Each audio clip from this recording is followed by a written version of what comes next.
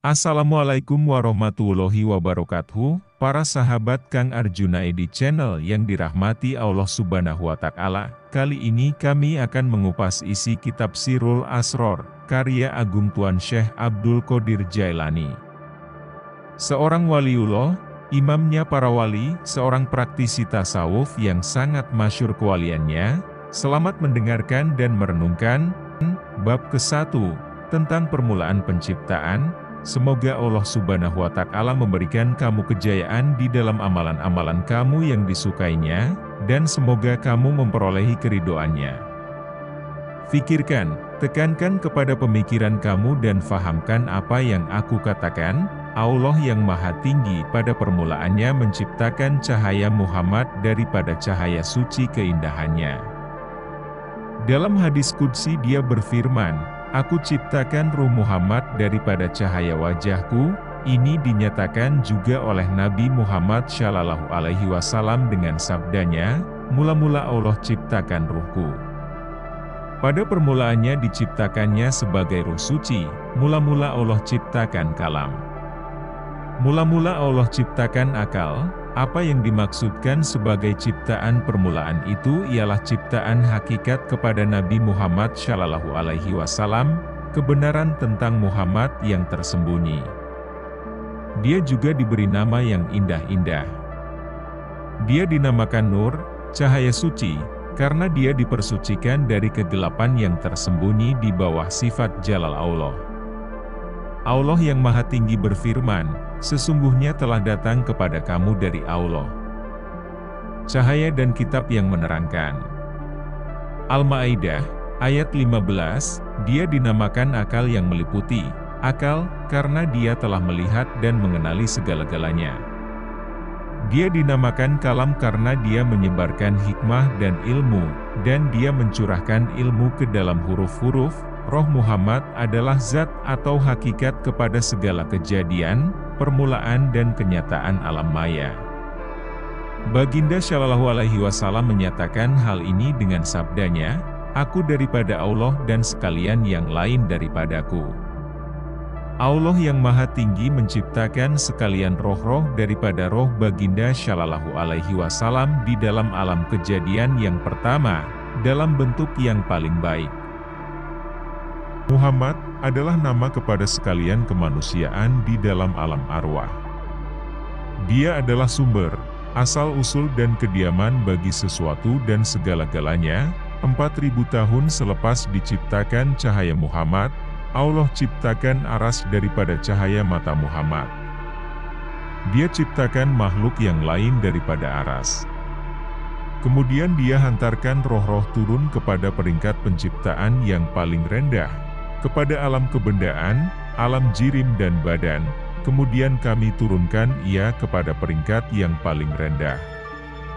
Surah Tin, ayat 15, Dia hantarkan cahaya itu daripada tempat ia diciptakan, dari alam lahut, yaitu alam kenyataan bagi zat Allah, bagi keesaan, bagi wujud mutlak, kepada alam nama-nama ilahi, kenyataan sifat-sifat ilahi.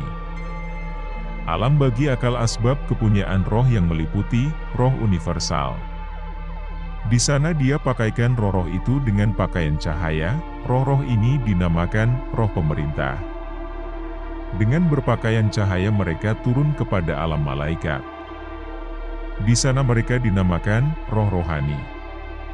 Kemudian dia arahkan mereka turun kepada alam kebendaan, alam jirim, air dan api, tanah dan angin dan mereka menjadi roh manusia. Kemudian daripada dunia ini dia ciptakan tubuh yang berdaging, berdarah. Kemudian kami jadikan kamu dan kepadanya kamu akan dikembalikan dan daripadanya kamu akan dibangkitkan sekali lagi.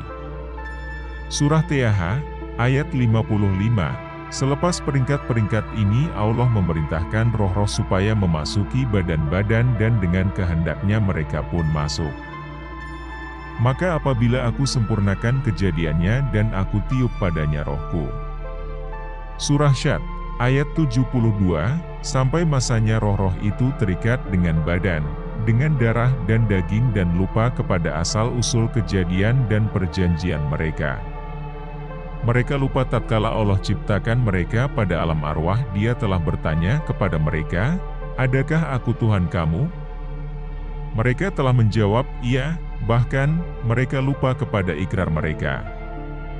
Mereka lupa kepada asal-usul mereka, lupa juga kepada jalan untuk kembali kepada tempat asal mereka. Tetapi Allah Maha Penyayang, Maha Pengampun, sumber kepada segala keselamatan dan pertolongan bagi sekalian hamba-hambanya. Dia mengasihani mereka lalu Dia hantarkan kitab-kitab suci dan rasul-rasul kepada mereka untuk mengingatkan mereka tentang asal-usul mereka, dan sesungguhnya kami telah utuskan Musa, membawa ayat-ayat kami. Sambil kami mengatakan hendaklah kamu keluarkan kaum kamu dari kegelapan kepada cahaya. Dan ingatkan mereka kepada hari-hari Allah. Surah Ibrahim, ayat 5, yaitu, ingatkan roh-roh tentang hari-hari di mana mereka tidak terpisah dengan Allah. Ramai rasul-rasul telah datang ke dunia ini, melaksanakan tugas mereka dan kemudian meninggalkan dunia ini. Tujuan semua itu adalah membawa kepada manusia perutusan, peringatan serta menyadarkan manusia dari kelalaian mereka. Tetapi mereka yang mengingatinya, yang kembali kepadanya, manusia yang ingin kembali kepada asal-usul mereka, menjadi semakin berkurangan dan terus berkurangan di telan zaman. Nabi-nabi terus diutuskan dan perutusan suci berterusan sehingga muncul roh Muhammad yang mulia, yang terakhir di kalangan nabi-nabi, yang menyelamatkan manusia daripada kehancuran dan kelalaian.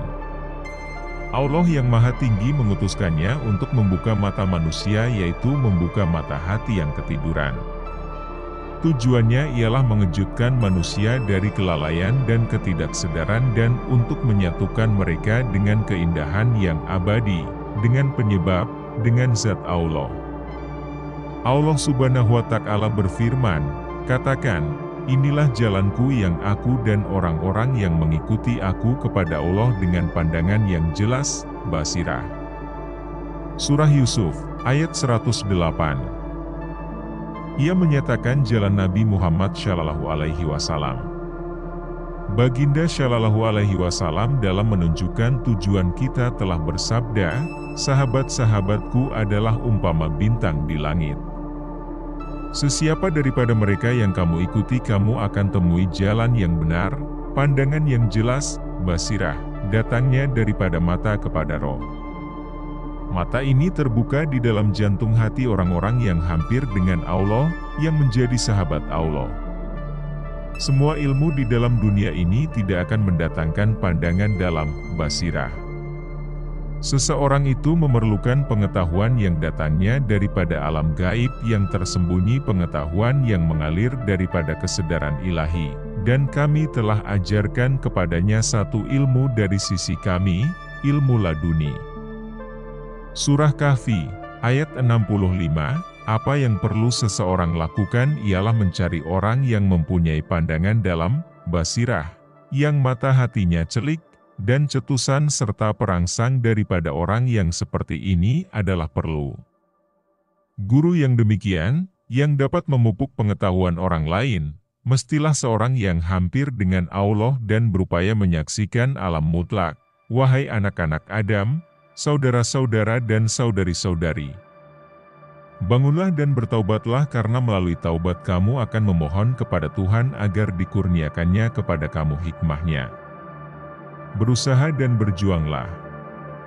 Allah memerintahkan, dan berlomba-lombalah kepada keampunan Tuhan kamu dan surga yang lebarnya, seluas langit dan bumi, yang disediakan untuk orang-orang yang berbakti, yang menderma di waktu senang dan susah, dan menahan marah, dan memaafkan manusia, dan Allah kasih kepada mereka yang berbuat kebajikan. Surah Imran, ayat 133-134, masuklah kepada jalan itu dan bergabunglah dengan kafilah kerohanian untuk kembali kepada Tuhan kamu. Pada satu masa nanti jalan tersebut tidak dapat dilalui lagi dan pengembara pada jalan tersebut tidak ada lagi. Kita tidak datang ke bumi ini untuk merosakkan dunia ini. Kita dihantar kemari bukan untuk makan, minum dan buang air saja. Roh penghulu kita menyaksikan kita. Baginda Shallallahu Alaihi Wasallam berduka cita melihat keadaan kamu. Baginda Shallallahu Alaihi Wasallam telah mengetahui apa yang akan berlaku kemudian hari apabila Baginda Shallallahu Alaihi Wasallam bersabda, duka citaku adalah untuk umat yang aku kasihi yang akan datang kemudian, apa saja yang datang kepada kamu datang dalam keadaan salah satu bentuk, secara nyata atau tersembunyi. Nyata dalam bentuk peraturan syariat dan tersembunyi dalam bentuk hikmah kebijaksanaan atau makrifat. Allah yang Maha Tinggi memerintahkan kita supaya mensejahterakan zahir kita dengan mematuhi peraturan syariat dan meletakkan batin kita dalam keadaan yang baik dan teratur dengan memperolehi hikmah kebijaksanaan atau makrifat. Bila zahir dan batin kita menjadi satu dan hikmah kebijaksanaan atau makrifat dengan peraturan agama, syariat, bersatu, seseorang itu sampai kepada makam yang sebenarnya, hakikat, dia alirkan dua laut, padahal kedua-duanya bertemu. Antara dua itu ada dinding yang kedua-duanya tidak mampu melewatinya. Surah Imran, ayat 19-20, kedua-duanya mesti menjadi satu. Kebenaran atau hakikat tidak akan diperolehi dengan hanya menggunakan pengetahuan melalui panca indera dan deria-deria tentang alam kebendaan. Dengan cara tersebut tidak mungkin mencapai matlamat, sumber, yaitu zat. Ibadat dan penyembahan memerlukan kedua-duanya yaitu peraturan syariat dan makrifat. Allah berfirman tentang ibadat, dan tidak aku jadikan jin dan manusia melainkan untuk mengabdikan diri kepadaku. Surah Zariyat, ayat 56. Dalam lain perkataan, mereka diciptakan supaya mengenali aku. Jika seseorang tidak mengenalinya, bagaimana dia boleh memujinya dengan sebenar-benarnya, meminta pertolongannya dan berkhidmat kepadanya? Makrifat yang diperlukan bagi mengenalinya boleh dicapai dengan menyingkap tabir hitam yang menutupi cermin hati seseorang, menyucikannya sehingga bersih dan mengkilapkannya sehingga bercahaya. Kemudian perbendaharaan keindahan yang tersembunyi akan memancar pada rahsia cermin hati. Allah yang Maha Tinggi telah berfirman melalui Rasul-Nya, Aku adalah perbendaharaan yang tersembunyi. Aku suka dikenali, lalu aku ciptakan makhluk supaya aku dikenali. Tujuan suci diciptakan manusia ialah supaya mereka mengenali Allah, memperolehi makrifat. Ada dua peringkat makrifat yang suci. Seseorang itu perlu mengenali sifat-sifat Allah dan dalil-dalil yang menjadi kenyataan atau penzahiran bagi sifat-sifat tersebut. Satu lagi ialah mengenali zat Allah. Di dalam mengenali sifat-sifat Allah, manusia secara zahirnya dapat menikmati kedua-duanya yaitu dunia dan akhirat. Makrifat yang memimpin kepada zat Allah tidak diperolehi dengan diri zahir manusia. Ia terjadi di dalam jiwa atau roh suci manusia yang berada di dalam dirinya yang zahir ini. Dan kami telah perkuatkan dia, Isa, dengan Roh Kudus.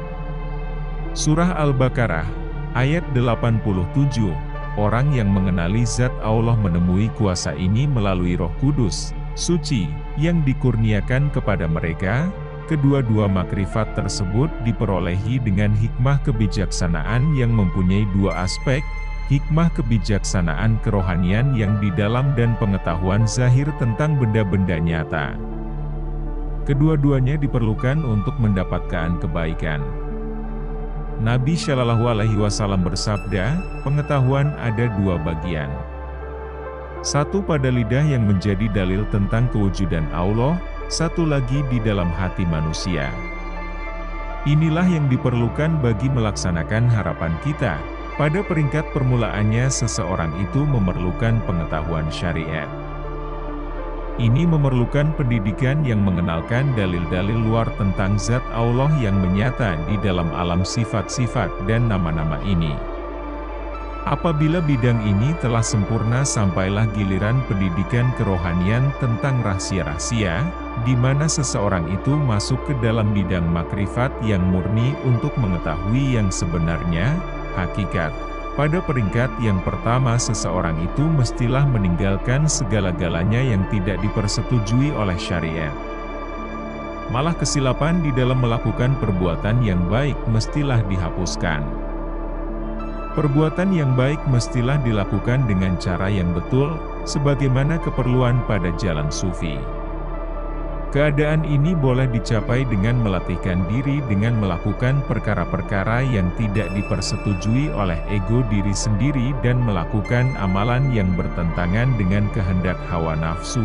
Berhati-hatilah di dalam beramal, agar amalan itu dilakukan bukan untuk dipertontonkan atau diperdengarkan kepada orang lain.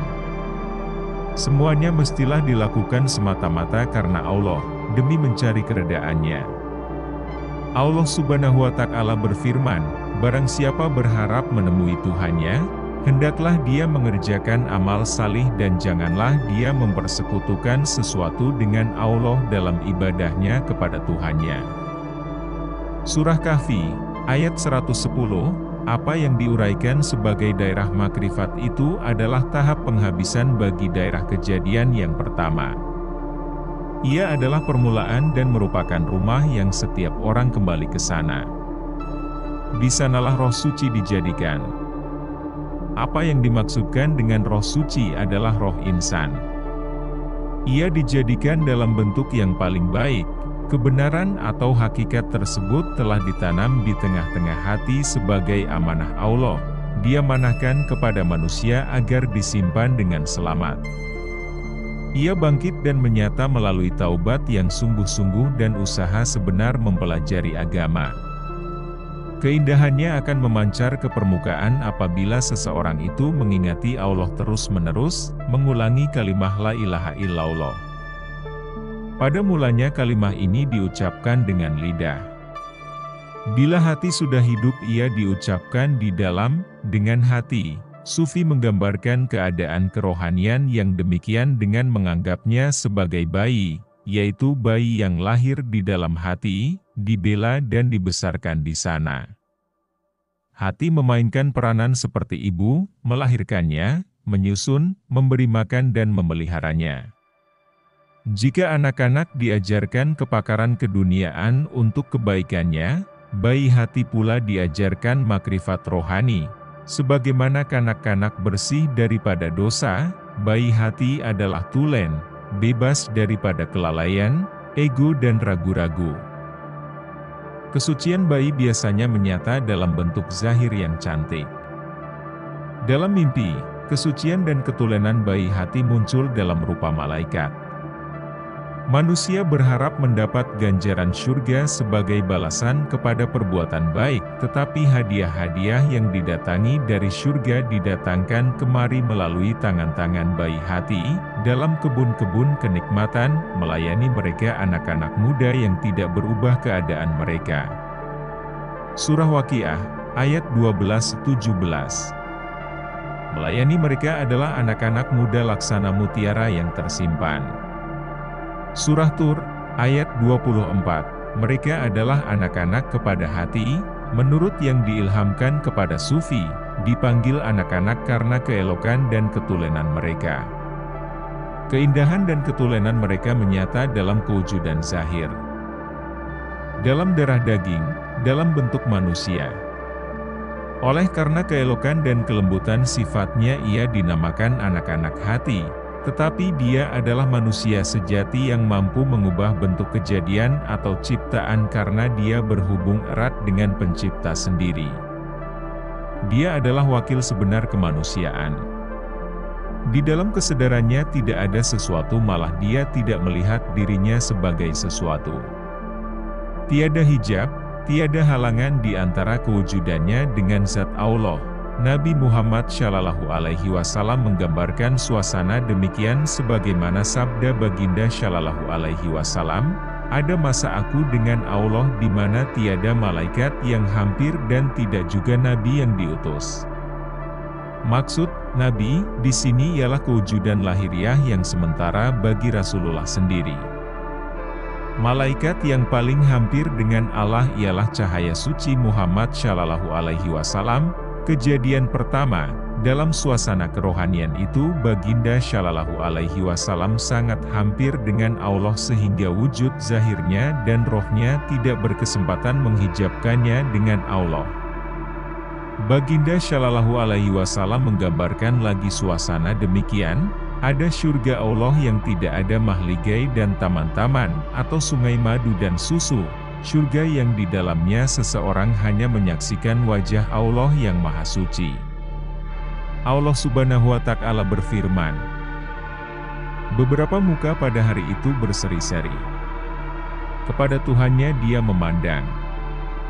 Surah Kiamat, ayat 22-23, pada suasana atau makam tersebut jika seseorang makhluk termasuklah malaikat mendekatinya kewujudan badannya akan terbakar menjadi abu. Allah Subhanahu wa Ta'ala berfirman melalui Rasul-Nya, jika aku bukakan penutup sifat keperkasaanku dengan bukaan yang sangat sedikit saja, semua akan terbakar sejauh yang dilihat oleh pandanganku. Jibril yang menemani Nabi Muhammad Shallallahu Alaihi Wasallam pada malam Mi'raj, apabila sampai di Sidratul Muntaha, telah mengatakan jika dia melangkah satu langkah saja lagi dia akan terbakar menjadi abu. Demikianlah penjelasan isi kitab Sirul Asror bab ke-1 tentang asal mula penciptaan seluruh makhluk. Semoga bermanfaat dan bisa menambah ilmu, wawasan kita tentang agama Islam. Nantikan bab keduanya. Jangan lupa bagikan video ini kepada teman, saudara, dan kerabat semua, agar mereka ikut bertambah ilmu, dan semoga menjadi ladang amal berdakwah untuk sahabat Kang Arjuna Edi Channel. Terima kasih. Wallahul muwaffiq ila aqwamit thoriq. Wassalamualaikum warahmatullahi wabarakatuh.